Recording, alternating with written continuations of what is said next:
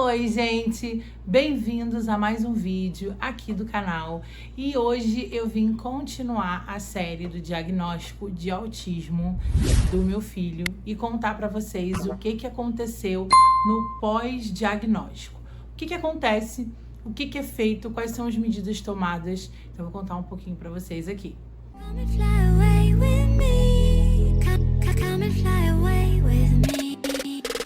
Come and fly away with me. Come and fly away with me. Então, para quem não me conhece, está chegando agora, meu nome é Priscila Queiroz, eu sou uma mãe atípica de um menininho lindo e perfeito chamado Theo. E eu venho compartilhar com vocês um pouquinho da minha experiência, de tudo que eu já vivi com ele. E porque eu sei que muitas mães também buscam muito isso na internet. Eu busquei na época do diagnóstico do meu filho. Então é importante a gente poder estar sempre compartilhando e trocando figurinha entre as mamães e os papais que estão buscando aqui essas informações. Então se você é nova por aqui ou novo por aqui, já se inscreve no canal, deixa seu like e compartilha o vídeo, porque é muito importante para eu continuar fazendo esses vídeos para vocês. Então vamos lá. O que aconteceu? O diagnóstico do meu filho foi precoce, né? O que foi muito bom para ele. A gente conseguiu o diagnóstico com 3 anos, mas é porque eu corri muito atrás, assim. Não é uma coisa fácil. Os profissionais, eles não gostam de sair dando diagnóstico assim, né? A não ser que seja uma coisa muito latente, uma coisa muito visível.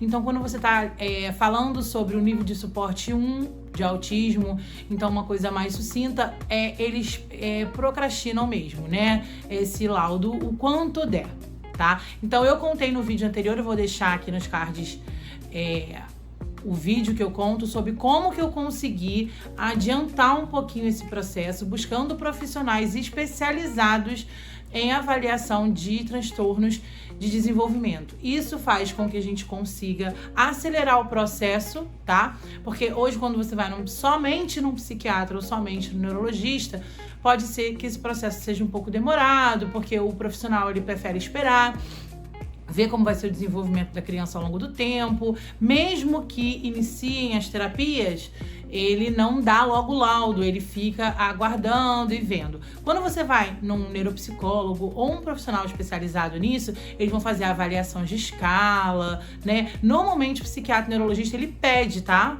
Essa avaliação, mas alguns não pedem. Infelizmente, a gente sabe que aqui no país tem vários que não pedem, tem muitos que desmerecem, tá? Quantas mães que eu conheço que vêm falar comigo pelo Instagram falam comigo que estão nessa luta e os médicos simplesmente descartam, falam que não é nada, que é no máximo um TDAH, enfim. Então, eu acho que essa visão de você procurar um neuropsicólogo, uma avaliação, é muito importante. Então eu vou deixar o que foi feito aqui de novo nos cards, que foi o vídeo que eu expliquei direitinho como que eu fiz esse processo, tá bom? Então, o que eu vim conversar com vocês aqui hoje é o que aconteceu depois do diagnóstico, porque eu fui na neuropsicóloga, ela fez a avaliação, escala, muita entrevista, são várias sessões, e aí depois que você consegue essa avaliação, ela vai fazer, né? Ela vai escrever a avaliação, você vai levar essa avaliação na psiquiatra, no caso, ou no neurologista. Eu levei a do Theo, uma psiquiatra, e ela conferiu tudo direitinho, né? Leu tudo e deu o diagnóstico pro Theo, tá? Então vamos lá. O que acontece no pós-avaliação, né? Você foi na neuropsicóloga e você fez a avaliação. E ela constatou, né? Ela diagnosticou ali. Então o que ela vai fazer? Você vai pegar esse relatório, que é um relatório bem extenso e bem conclusivo, e você vai levar para o profissional, né? Que está acompanhando seu filho, ou neurologista ou psiquiatra. E aí com isso ele vai dar o famoso diagnóstico, que é o que as mães dos autistas precisam para poder dar o suporte que os nossos filhos esperam, né?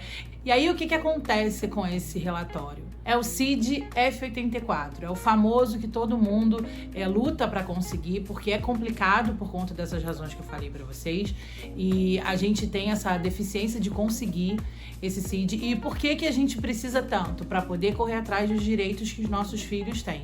né? Então o CID-F84 se torna um documento legal, aquele laudo se torna um documento legal e com esse laudo você vai conseguir correr atrás de todos os direitos. Eu vou fazer um vídeo, o próximo vídeo que eu vou fazer é falando todos os direitos do autista aqui no nosso país, quando você já tem o laudo, tá? Então eu tô fazendo aos poucos todo o processo de como foi desde o iniciozinho até hoje, todas as camadas de processo aí do diagnóstico de autismo do Theo, tá? Então, quando você tem esse CID-F84, você consegue fazer com que as coisas comecem a fluir, né? E eu acho que a primeira e a coisa principal que nós pais precisamos e queremos com esse CID-F84 é que a escola perceba que ele já é laudado, ele já tem laudo, a criança tem laudo, então existe a mediadora que vai ajudar a criança em sala de aula, né? Aquela pessoa que vai ficar responsável por fazer com que a criança consiga acompanhar de alguma forma, porque muitos autistas não conseguem acompanhar a turma, tem uma dificuldade, tem um atraso, né? Muitos são super desenvolvidos, a gente sabe disso, né? Mas muitos não, tá? Tem muita gente que confunde isso, fala os autistas são super inteligentes, porque é autista, eles são super dotados, e não é assim que funciona, né? Inclusive é o contrário, a maioria dos autistas tem um atraso no desenvolvimento em algumas coisas. Podem ser, ninguém tá falando que eles não são super inteligentes, mas às vezes para acompanhar na sala de aula, acompanhar uma turma, acompanhar deveres e tal, não é só questão de inteligência, é questão de motor fino para poder escrever na mesma velocidade que a professora está escrevendo no quadro. Às vezes o sensorial, a sala está falando muito alto e aí a criança não consegue se concentrar e fazer, acompanhar a turma, isso prejudica também. Então, muitos fatores, tá, podem atrapalhar o desenvolvimento do autista na sala de aula, na escola. Então, o que os pais querem? Querem a mediadora para poder ajudar, querem que a escola entenda e faça a inclusão da criança, né? As escolas têm a sala de recursos, psicomotricista, então, isso é importante para ajudar no desenvolvimento da criança. E a inclusão dela na escola, o que é muito importante, né? E com o CID-F84 você também vai conseguir vários outros direitos do autista, que é super importante e que eu vou falar no próximo vídeo. Então vamos lá. O que acontece no pós-diagnóstico? Você pegou esse laudo e esse laudo tem o CID ali embaixozinho no papel. E aí o que vai ser feito agora? A sua criança vai para casa? Você não vai fazer nada? Não, vão começar as intervenções. Muitos profissionais começam as intervenções até mesmo antes de dar o laudo, o que é importante. Eu acho que isso é muito bom, porque eu acho que não vai atrapalhar criança nenhuma você já seguir para as terapias, tá? Mas muitos pedem para aguardar e tal, então eu vou falar para vocês o que acontece nesse pós. A criança ela vai ser encaminhada para as intervenções, para as terapias, que é importante para desenvolver todos os cantinhos da cabecinha dela, né? Então, assim, o meu filho, eu vou falar a minha experiência, tá, gente? Ele foi encaminhado para a fono, né? Para quem viu os vídeos anteriores sabe que ele teve um atraso na fala. Eu consegui, junto com a fono, fazer um trabalho muito bom para a gente conseguir desenvolver essa fala. Hoje a fala dele é muito boa, perfeita.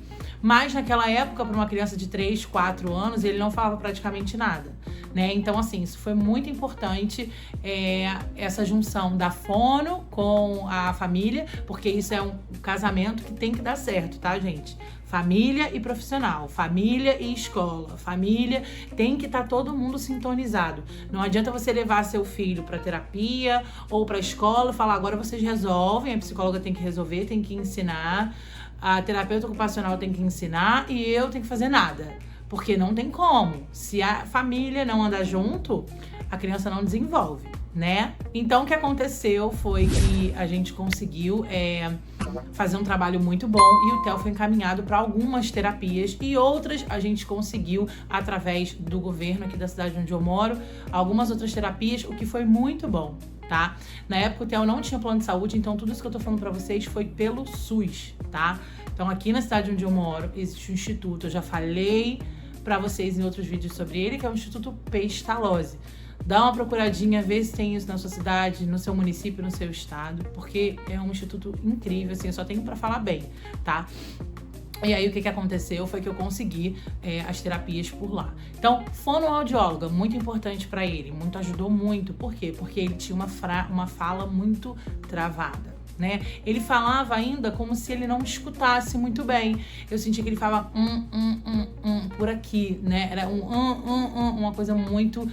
Não era uma criança aprendendo a falar, um bebê que falava mamãe, mas a gente via que a voz era aberta. A dele era como se ele tivesse... dificuldade de projetar a voz pra fora. Ele fala, mãe, assim, né? Ele tinha uma fala que às vezes isso é visto em crianças de 2, né, 1 e pouco, 2 anos. E o dele, já nessa idade, foi quando ele começou a falar, então ele tava com essa frase, com essa fala dessa forma. Então, junto com a fono, foi encaminhado para a psicoterapia, tá? Que é a terapia com psicólogo, é importante eles estarem sempre sendo acompanhados, a gente não sabe como funciona a cabecinha de cada criança. Eu acho terapia maravilhosa para qualquer criança, não é só porque é autista ou não, mas para qualquer pessoa, na verdade. Mas eles é muito importante estar acompanhando muito, tá? Porque para eles as nuances da vida são diferentes. Para eles os impactos são maiores. Então, ele vai mudar de escola. Então, é uma coisa muito séria pra ele.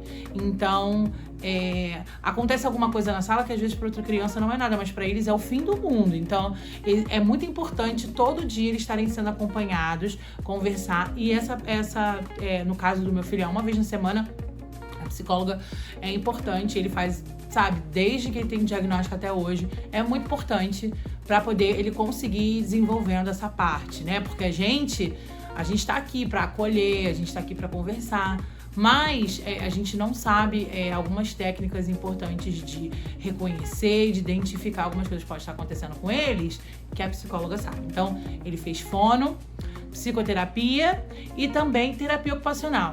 A terapia ocupacional, ela é, assim, desenvolver muitas coisas, né? Pro Theo é muito importante a terapia ocupacional. Para ele, a terapia ocupacional foi importante porque ele tem um atrasozinho motor nas mãos, um atraso na motricidade fina das mãos. Então, para ele, por exemplo, ele pegar um giz e ele desenhar no papel, não dava nem para ver, porque não tinha força, né? Por exemplo, subir uma cuequinha, ele não conseguia, porque a força na mão para ele não tinha, então é um pouco complicado. Para isso, a terapia ocupacional tá aqui. Então, ele fazia vários exercícios, ele fazia exercícios de encaixe, de coisa. Então, para ele foi super importante essa terapia ocupacional para ele poder continuar desenvolvendo não só isso, como várias coisas na parte de motricidade, tudo, e cognitiva também, tá? Então, assim, para ele foi essencial. Então, essas 3 são de praxe, tá? Psicoterapia, fono e terapia ocupacional. Eu acredito que a maioria dos profissionais encaminhem para essas 3. Houve diagnóstico de autismo, essas 3 é meio que base, assim, né? E existem algumas outras que são muito legais também pra você buscar e que você pode encaixar aí porque, assim, eu não sou muito a favor da criança ficar lotada de atividade, assim, pro resto da vida, sabe? O tempo todo. A criança acorda de manhã, aí faz 1 milhão de coisas, vai pra escola, depois faz mais 1 milhão de coisas, acho que a criança fica sufocada. Se a gente fica sufocada, eles também. Mas existem algumas coisas que são pouquinho tempo e tal, e que é legal pro desenvolvimento. Então, o Theo, ele fez também acompanhamento pedagógico. O acompanhamento pedagógico, ele ajuda na paralela à escola. Porque tem coisas que na escola ele não consegue desenvolver. Então, supor, na hora de sentar para usar a tinta, para fazer não sei o quê, ele tem um problema social com outra criança, não consegue dividir aquela tinta, não sei o quê, e não consegue se pintar com tinta direito. Então, na escola, eles estão sempre desenvolvendo, mas aí no acompanhamento pedagógico, você está conversando com a profissional e ela está botando o seu filho com outro amiguinho que também tem dificuldade social, os 2 para pintarem juntos e ajudando justamente nas coisas que está tendo deficiência na escola. Então, esse acompanhamento pedagógico, ele faz um paralelo com a escola, que é incrível. Então, o Theo também tinha uma profissional chamada Mônica, que ela era maravilhosa, e fazer esse acompanhamento com ele, assim, ele amava, apaixonado, porque era uma coisa muito boa.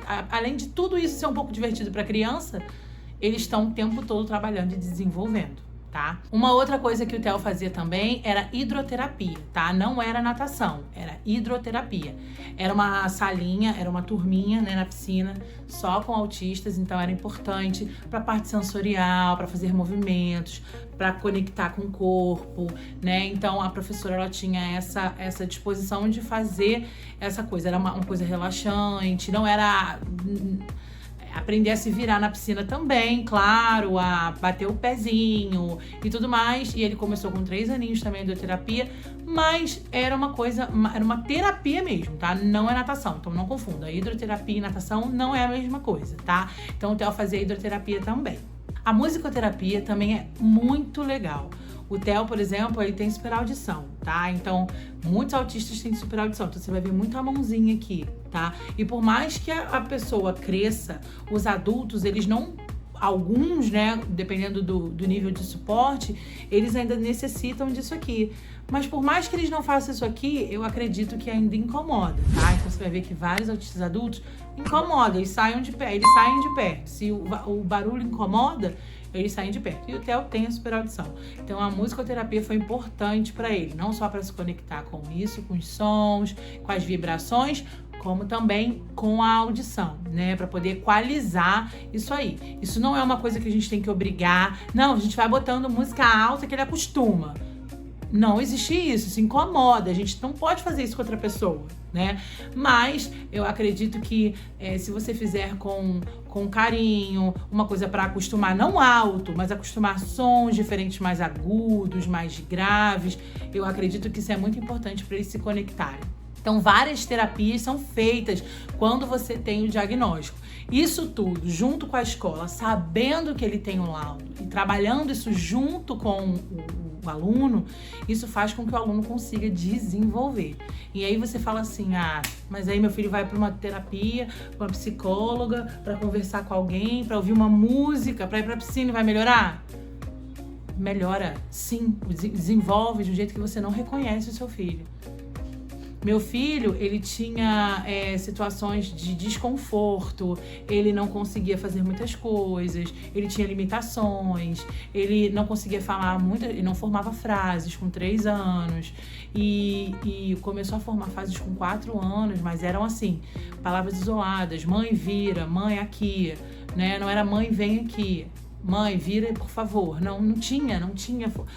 Ele tentava montar com 4, né? Então, assim, tudo que ele fez, todas as terapias fizeram toda a diferença na vida dele.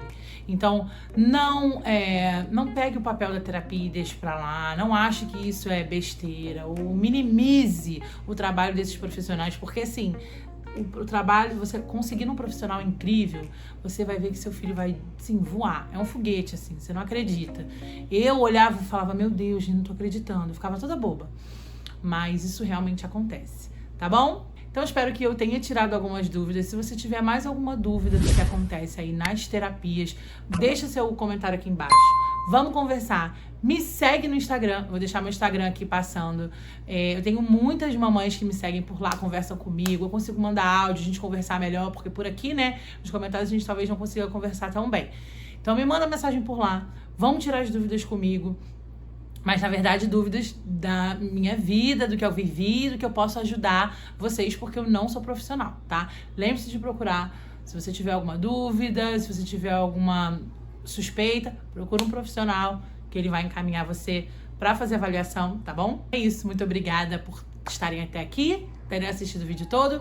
Não deixe de se inscrever no canal, deixe um comentáriozinho, é muito importante pro meu trabalho, tá bom? Um beijo e até o próximo vídeo. Come and fly away.